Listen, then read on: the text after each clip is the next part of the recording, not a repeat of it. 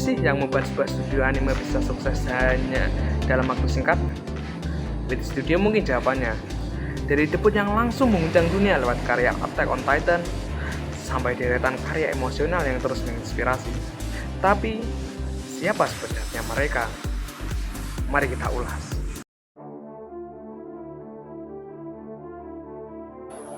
Wit Studio berdiri pada 1 Juni 2012. Studio ini lahir dari tangan-tangan kreatif yang sebelumnya berkarya di production IG. Studio besar di balik Ghost in the Shell dan Psycho Pass. Pendiri utamanya yaitu Jor Wada bersama Tatsuya Nakatake dan Masao Murayama, yang ingin membangun studio yang lebih bebas, lebih visioner, dan lebih fokus pada kualitas serta visual. Dengan dukungan IG4 sebagai perusahaan induk, Wit Studio resmi menjadi bagian baru dari ekosistem industri anime Jepang. Nama Wit sendiri mencerminkan keberanian dan kecerdikan, sesuai dengan mimpi mereka membuat karya yang smart, tajam, dan penuh dengan jiwa. Oke, Wit Studio bergerak di bidang produksi animasi, khususnya produksi serial anime televisi, film animasi layar lebar, serta multimedia dan promosi berbasis animasi. Gimana sih langkah awal mereka? Langsung gebrakan besar. Attack on Titan musim pertama tayang tahun 2013. 1 tahun setelah studio ini didirikan. Saat itu belum banyak yang menyangka anime ini akan menjadi fenomena global. Tapi begitu tayang,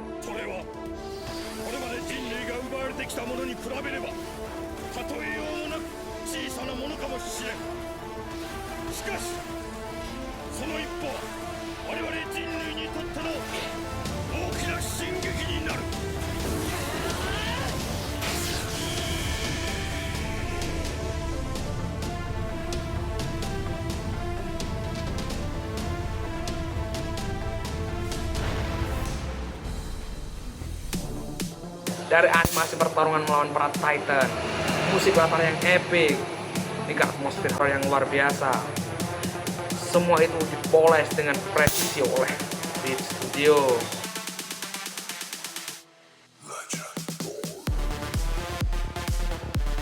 Namun, setelah menggarap 3 musim anime Attack on Titan, Wit Studio membuat keputusan besar, menyerahkan musim terakhir atau musim 4 anime Attack on Titan ke studio lain, yaitu studio MAPPA. Banyak yang bertanya-tanya, kenapa sih?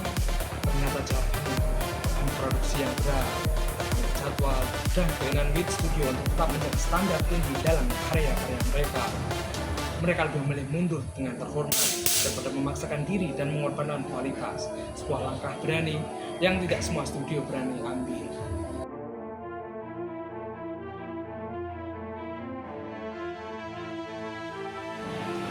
Lanjutannya, Wit Studio tidak berhenti. Mereka terus menghasilkan anime-anime luar biasa.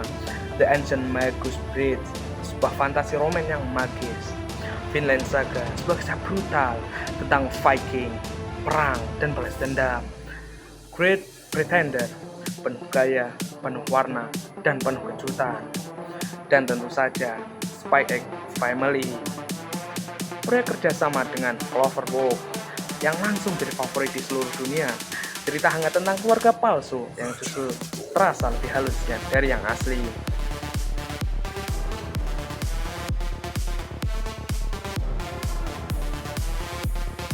Oke, apa sih rahasianya Wit Studio bisa bertahan, bahkan tumbuh lebih besar?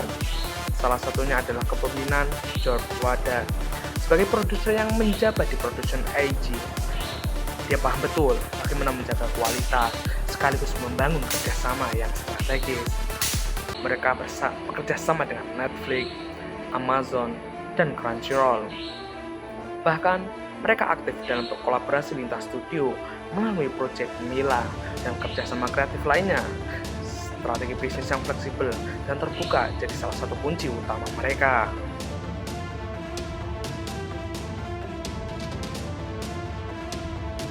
Oke, Wit Studio bukan hanya sebuah studio produksi.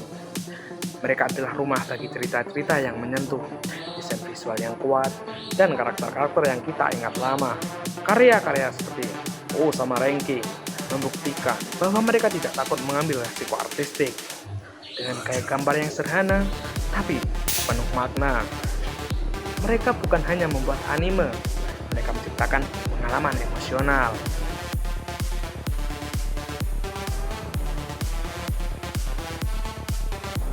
Dari awal yang berani, hingga tantangan yang berhasil mereka lewati, Wit Studio adalah contoh bahwa idealisme bisa hidup berdampingan dengan industri. Mereka telah membuktikan bahwa kualitas, kreativitas, dan keberanian mengambil langkah berbeda adalah fondasi yang membawa studio ke level dunia.